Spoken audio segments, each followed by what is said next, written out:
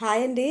గోరింటాకు ఇలా ఎర్రగా పండాలంటే కొన్ని టిప్స్ అయితే పాటిస్తే బాగా పండుతుందండి. ముందుగా గోరింటాకు కోసుకుంటాం కదండి, దాన్ని ఇలా రోట్లో వేసుకొని కచ్చా పచ్చగా దంచుకొని పెట్టుకోవాలండి. డైరెక్ట్గా మిక్సీ జార్లో వేసే ముందు ఈ విధంగా ఒకసారి చేయండి. వాటర్ అయితే తక్కువగా పడుతుందండి ఇలా చేయడం వల్ల. అలా కచ్చా పచ్చగా దంచితే నీళ్ళు ఎక్కువ పడవు.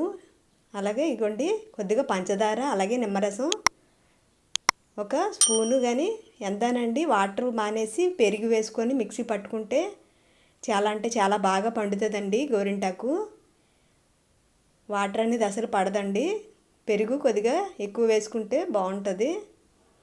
పడితే కొద్దిగా వేసుకోవచ్చు వాటర్ అయితే, లేదా పెరుగు పైన నీళ్ళు ఉంటాయి కదండి, పెరుగు తోడు పెట్టినప్పుడు మనకి కొద్దిగా వాటర్ అయితే వస్తుంది. ఆ వాటర్ వేసినా సరే చక్క ఎర్రగా బాగా పండుతుందండి. చింతపండు వేస్తే మరీ నల్లగా పండుతుందండి. ఇలా చేయండి. బాయ్ అండి.